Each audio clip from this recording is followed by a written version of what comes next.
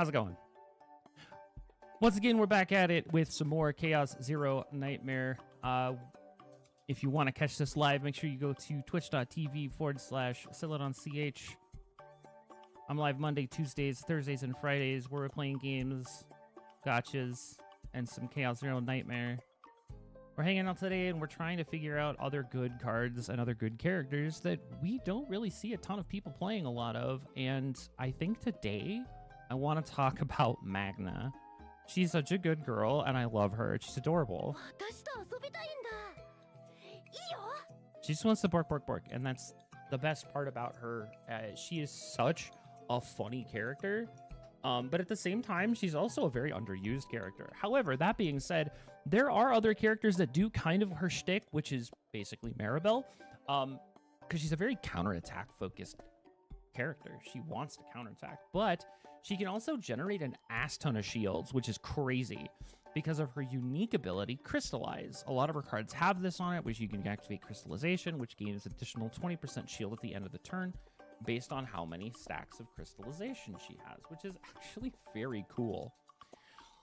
So if we take a look at her cards really quick, we've got our standard setup. We've got Frozen Fist, which does defense-based damage. It adds a counterattack. We have 2 Frost Shields that adds shield as well as 1 counterattack. One counterattack. Ice Fragment, which does 2 Crystallization. At the start of the turn, you gain 1 counterattack. We have Glacial Iron Fist that does defense-based damage. Ice Wall is shield and counterattack. Frost Charge is shield and vulnerable, which is the first time we've deviated from counterattack. But then we have Storm of Bitter Cold, her ultimate that gives her the ability to, when gaining a shield, gain 1 counterattack. So a lot of what she does is actually really interesting. It's very, very, very counterattack focused, which is very unique for most of the other characters in the game because the only other one that does it is Maribel. But Maribel's all about her shielding, whereas here, Magna is very heavily focused on doing damage and counterattack. Now, obviously, the damage that she's doing is defense-based damage, so we want to make sure that her defense is higher than her base attack and that she has a decent amount or a higher amount of extra attack as well, because counterattack counts as an extra attack, so that gives us the ability to kind of just roll in and do as much damage as possible outside of the norm. The reason why is counterattack and extra attack do unmitigated damage, so they tend to basically hit harder than you would if you were doing regular damage. This is the same thing that happens with like Selena when she's using her piercing damage and she has the ability to just shoot through the armor and just all damage directly to the base HP of the mod she's hitting. This is kind of the same thing with her and Maribel, where counterattack is just going to hit, and it's going to hit most times in maximum damage because it's no longer being mitigated because it's extra damage. And extra damage is not something that most bosses mitigate very well. So she has the ability to kind of go in and do extra damage based on that. Her epiphanies on her cards with Ice Fragment, we start off here. It's normally 2 Crystallization and 1 counterattack. We've got a couple of decent upgrades. One that gives us 4 Crystallization, so that's like 80% shield at the turn when it activates. There was one that gives us 2 counterattack. There's one that makes it free. And then we've got the 2 that actually boost the cost. The first one is a 2 cost with Unique and Lead. 2 Crystallization at the end of the turn, do 200% defense-based damage to all enemies, or 2 with just Lead. 4 counterattack, increase damage amount of the next counterattack by 30%. So if you're building into a hard counterattack deck, you definitely want to get the one on the right. It's more expensive, yes, but gaining a bunch of additional damage on your next counterattack, like that could turn the tides in certain situations because you need just a little bit more to get it past that halfway marker to get it so that he's no longer going to be hitting you for 1,000 damage, but he's actually just going to heal himself. That sort of thing. And then obviously you've got the other ones with the free cost. It's Initiation, which means instead of it being Lead, it's always in your hand at the start of the turn, at the start of combat even. So now you're guaranteed to have 2 Crystallization and 1 counterattack at the beginning of your second turn, which is not terrible. With Glacial Iron Fist, our epiphanies are basically going to give us a little bit more damage just as a baseline. Through three of them are going to give us a bunch of additional damage. I mean, if we look at the baseline, it's 214, and the one on the far right is 408, but it costs 3. It gains Fish Shield equal to 50% of the damage dealt, which can't exceed 20% of the maximum HP. And for 1 turn, you retain your shield for 1 turn. So whatever's left, you get to keep, which is not normally the case. We've got our generic damage boost. We've got one that does slightly more damage. It puts 3 vulnerable on the enemy. You've got one that does increased damage. And if when shield is held, increased damage amount by 50%. You've got another one that turns Glacial Fist into an AoE, which makes it so that it's 214 to all enemies and gain shield. I feel like this is probably her better one, because not only does it do damage to everything, which can come in handy even if it's just a single target, and gives shield based on the amount of damage that was dealt, which means you're going to hit that 20% cap a lot faster if you're hitting multiple enemies versus just hitting one at a time. Ice Wall gives us our shield with counterattack, and for 1 turn, counterattack applies to all enemies, which is actually not terrible.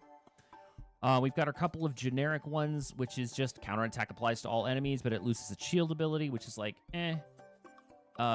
We've got 153% shield, 3 counterattack for 1 turn. 153% shield. For each counterattack owned, you gain 30% additional shield, and then gain 2 counterattack.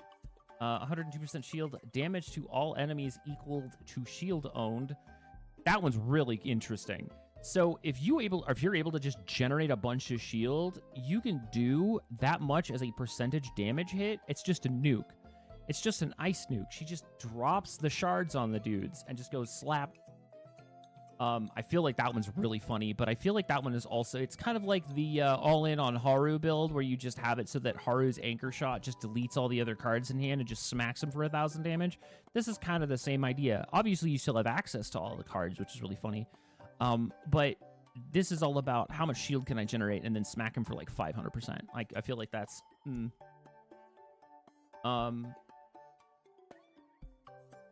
And not actually, it wouldn't even be 500%. It's just the amount of shield you actually own. So it's like, if I have 500 shield, I do 500 damage to everybody. So like, mitigate that as you need to. But that's funny to me. And then of course the last one is for 2 turns, counterattack applies to all enemies instead of just 1 turn. Honestly, I feel like number 4 is definitely a really, really funny one, because you just build a bunch of shield and then just drop a nuke on them. Frost Charge as a baseline. Our epiphanies here are increased shield gain, and then for each enemy you gain an additional 50% shield gain. Increased shield 3 vulnerable. To targets that counterattack 2 vulnerable. I'm not sure I actually understand this one specifically. So yeah, I don't quite understand how this card specifically works, and I probably need a little bit more information on why this card is worded the way that it is. And I'll look into that. 102% defense-based damage times 3 to random enemies, and each target that's struck gets a vulnerable. And then, of course, the final one is 2 vulnerable, 2 counterattack instead of just 2 vulnerable. And then, of course, our final card, which is Storm of Bitter Cold. It has lead. When gaining a shield by an ability, you gain 1 counterattack. So, again, not a terrible card. It's definitely interesting. She's kind of a counterattack buffer.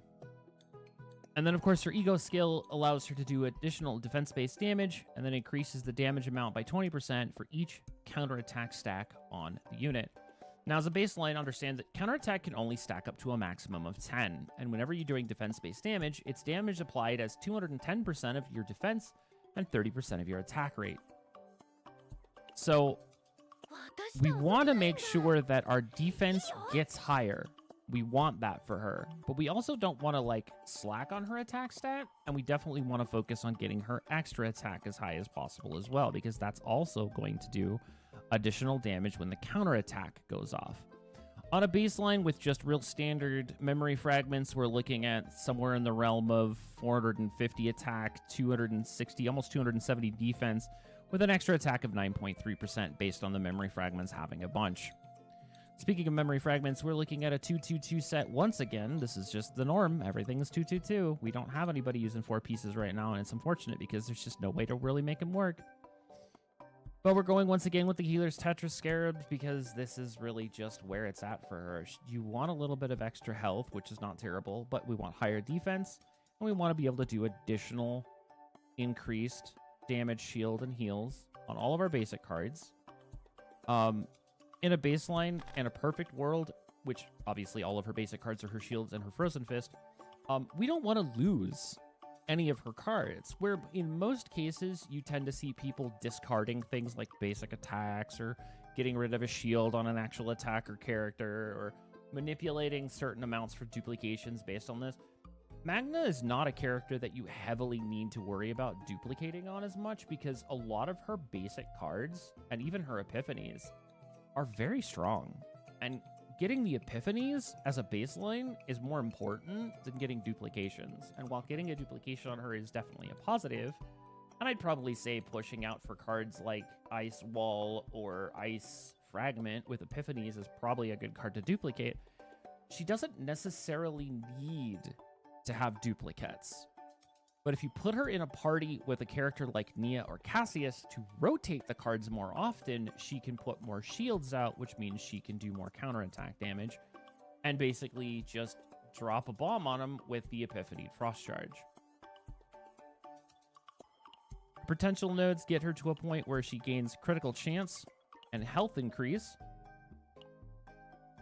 Her basic card proficiency increases the gain of Magna's Frost Shield by additional 5%.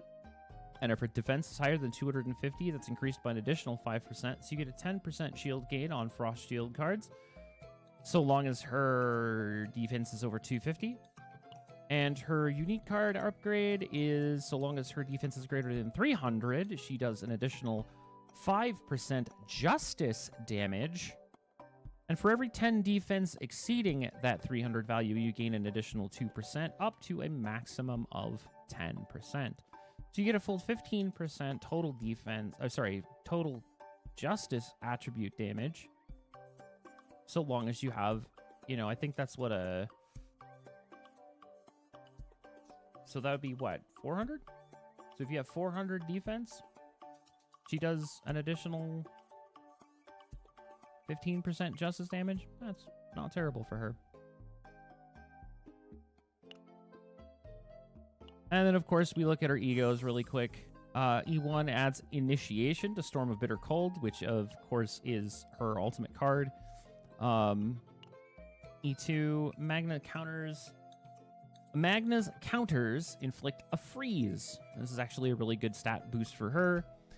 When taking damage from any of her attack cards, adjacent monsters take 50% defense-based damage. Freeze is removed upon the effect's activation. So, if she counterattacks, she puts a stack of freeze on them. When she damages them with any of her normal attack cards, everything that's in a radius will take an additional 50% defense-based damage. So, not terrible at E2.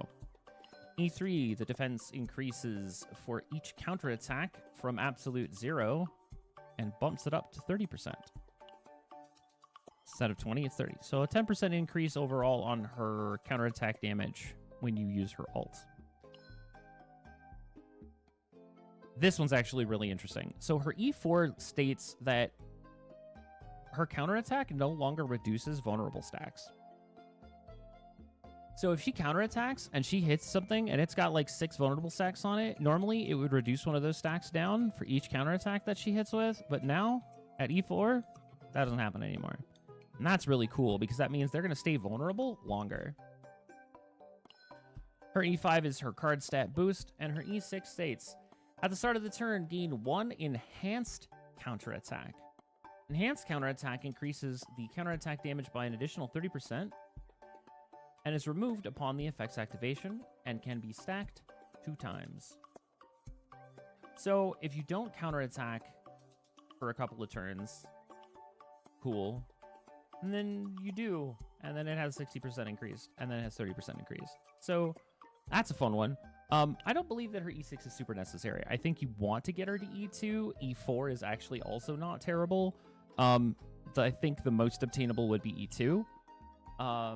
mostly just because I feel a lot of characters in this game benefit from getting all the way up to E2. So, you know, definitely a way to go when it really comes into, I don't know why I hit Chizuru, I'm sorry. But yeah, she's adorable. And also I love her voice lines. She's just a sweetheart. But yeah, Magna is definitely a very interesting character, and I feel like has a lot of potential. I know a lot of folks, when the game was still in beta, really enjoyed using her, but she kind of fell off after that, and I feel like a lot of people don't really do a lot of stuff with her, and it's kind of a shame because I feel like she actually has a lot of potential when it comes to being just an absolute counterattack machine. If you're having problems with certain bosses and you know they're going to hit a bunch of times, Magna's definitely going to be able to really just wail back on them with counterattack. So, yeah. Let me know what you guys think down in the comments below. Let me know if you have any interesting Magna builds, if you enjoy Magna at all. And yeah, I'll see you guys next time. Bye-bye!